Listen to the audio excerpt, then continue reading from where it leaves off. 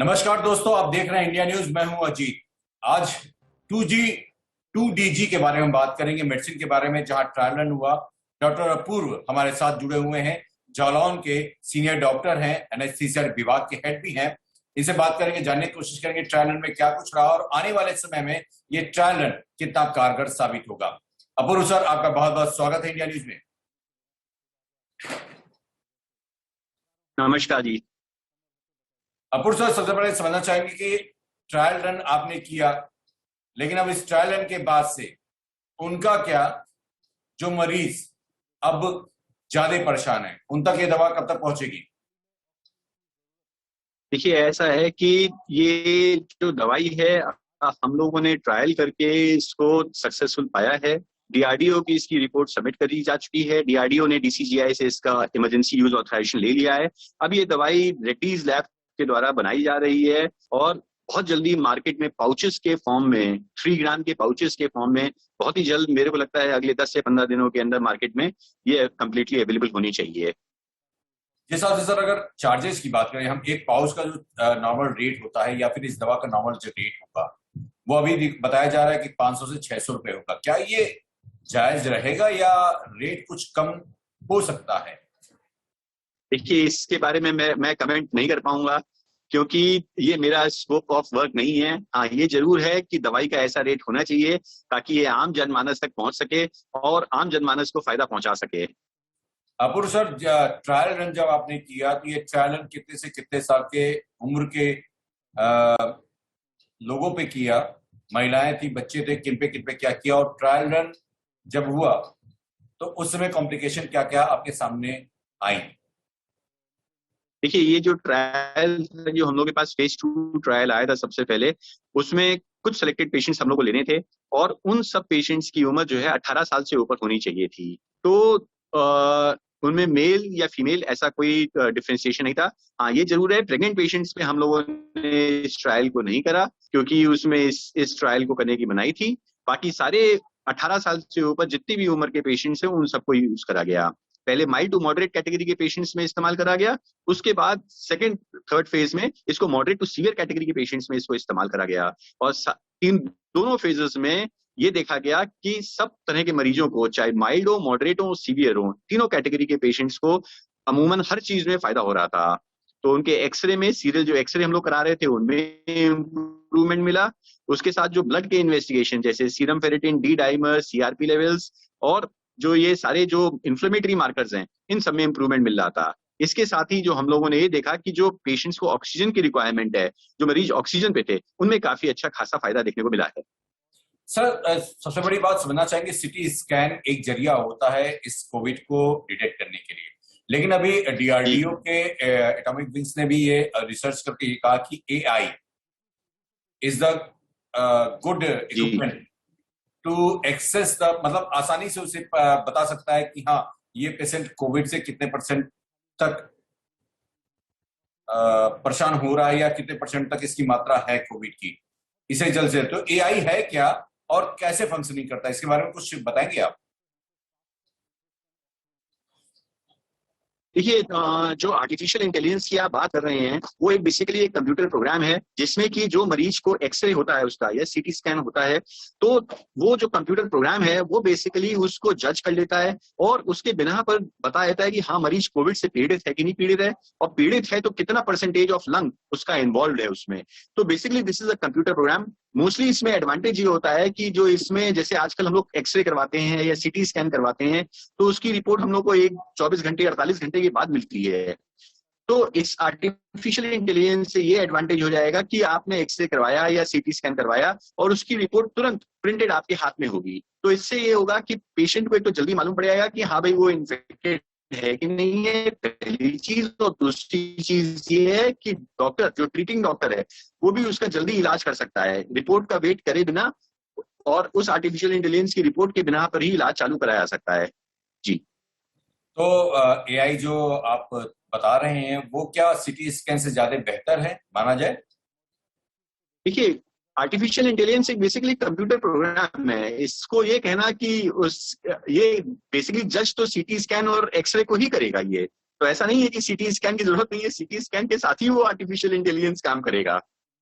जी, तो यानी हम कहें तो सिटी स्कैन के सपोर्टिंग में ये एआई होगा, जो जल्द से जल्द एग्जैक्टली रिपोर्ट देगा और पता कर सकेगा कि हाँ, ये इंसान के अंदर कितने % में कोविड की इन्फेक्टेड है, इन्फेक्शन फैला हुआ है। लंग इन्वॉल्वमेंट कितना है उसका ये आर्टिफिशियल इंटेलिजेंस एक फिगर, कंपैरेटिव फिगर के हिसाब से दे देगा। चलिए डॉक्टर साहब, तो जिस हिसाब से अब बात करते हैं हम कि क्या 18 साल से कम जो तीसरा फेज आने वाला है, जैसा तमाम तरह से चर्चाएं हो रही है, बात हो रही है कि तीसरा फेज अगर आता है तो क्या 18 साल से जो कम उम्र के बच्चे हैं उन पे अब असर होगा? तो क्या ये जो 2DG है, यानी 2D ऑक्सी डी ग्लूकोज, ये दवा उन पर कारगर होगी या इसका ट्रायल अभी होना बाकी है? जी देखिए, हम लोगों ने जो ट्रायल करा था वो 18 साल से ऊपर के लोगों में करा था, बट इस दवा को बच्चों में कारगर ना हो ऐसा कोई हम लोगों को कोई एविडेंस मिलता नहीं है, क्योंकि जो मैकेनिज्म ऑफ एक्शन है इस 2 डीऑक्सी ग्लूकोज का, वो ये है कि सेल जो वायरस के द्वारा इन्फेक्टेड सेल्स हैं उनका ग्लूकोज का कंजम्पशन कम कर देता है और वो सेल्स अमूमन मर जाते हैं, जिसकी वजह से वायरस का रेप्लिकेशन नहीं हो पाता है।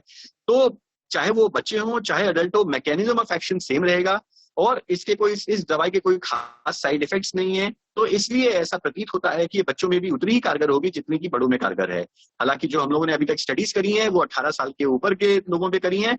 हाँ, फर्दर स्टडीज की जरूरत है जिसमें कि हम लोग बच्चों के ऊपर भी इन दवाई को यूज कर सकेंगे। और जैसा कि आप थर्ड वेव के बारे में बता रहे हैं कि जो थर्ड वेव है ये बच्चों के लिए आएगी, तो ऐसा साइंटिस्ट ने अभी तक इसको डिपिक्ट करा है कि शायद, क्योंकि अभी तक 18 साल से ऊपर के लोगों को वैक्सीन लगना चालू हो रहा है और वो बच्चे अभी तक अनवैक्सीनेटेड हैं, तो शायद हो सकता है कि वो बच्चों पे क्या कोविड का असर थर्ड वेव में ज्यादा होगा। तो ये दवाई अगर हम लोग उस समय बच्चों को भी देंगे तो शायद ज्यादा इफेक्टिव होगी। ये दवा के बारे में थोड़ा सा आप समझना चाहेंगे गहराई से कि ये 2DG जो है ये बॉडी के क्या ऑक्सीजन को बढ़ाने का काम करती है, या जो इस कोविड वायरस यानी कोरोना वायरस की वजह से जो हमें कफ, सर्दी, फीवर जो जूझना पड़ता है हमें लंबे समय तक, क्या उसका भी ये इलाज करेगी, पाउच की? देखिए, ऐसा है कि जो मैंने आपको बताया जो इसका मैकेनिज्म ऑफ एक्शन है कि ये ग्लाइकोलिसिस को इनहिबिट करता है। ग्लाइकोलिसिस को इनहिबिट करने का अगर आम साधारण भाषा में हम बताया जाए तो ये है कि जो ग्लूकोज के मॉलिक्यूल्स हैं वो सेल के अंदर जाते हैं और फिर वो टूटते हैं, जिससे कि एनर्जी का प्रोडक्शन होता है। उस हर एक सेल के लिए बॉडी में इस एनर्जी का यूटिलाइजेशन होता है। तो जो वायरस के द्वारा इन्फेक्टेड सेल्स हैं तो ये पाया गया कि उनमें ग्लूकोज का कंजम्पशन बहुत ज्यादा होता है, क्योंकि वहां वायरस मल्टीप्लाई कर रहा होता है और उस सेल को बहुत एनर्जी की जरूरत होती है। तो ये जब मॉलिक्यूल 2DG ये ग्लूकोज के साथ कंपटीशन करके ज्यादा उस सेल के अंदर घुस जाता है जिसमें वायरस का रेप्लिकेशन हो रहा होता है और वहां पे ग्लूकोज का कंजम्पशन को रोक देता है, जिसकी वजह से वायरस मल्टीप्लाई नहीं करने पाता है। अब जब वायरस मल्टीप्लाई नहीं करेगा तो उसकी वजह से जो साइड इफेक्ट्स उसके हो रहे हैं, यानी कि जो वायरस के इफेक्ट्स आ रहे हैं, सर्दी, जुकाम, खांसी, निमोनिया और जो सारे साइटोकाइन स्टॉर्म, तो वो चीजें प्रिवेंट करने में मददगार साबित होता है। तो जैसा कि आपने कहा कि पेशेंट को एक्सरे यानी कि लंग का इन्वॉल्वमेंट कम हो जाएगा, साथ में जो उसके बुखार आ रहा है, साइटोकाइन स्टॉर्म यानी कि जो इन्फ्लेमेटरी मार्कर्स जैसे कि serum ferritin D dimer, CRP levels, ये सब हमारा धीरे धीरे कम हो जाएगी। तो ये अमूमन दवाई का रोल है जो हम लोगों ने स्टडी में पाया है। तो क्या ये माना जाए कि जो पेशेंट हैं जिन्हें सर्दी, खांसी, जुकाम ज्यादा है, उन पेशेंट को क्या एक्स्ट्रा कोई मेडिसिन लेनी पड़ेगी 2DG के अलावा?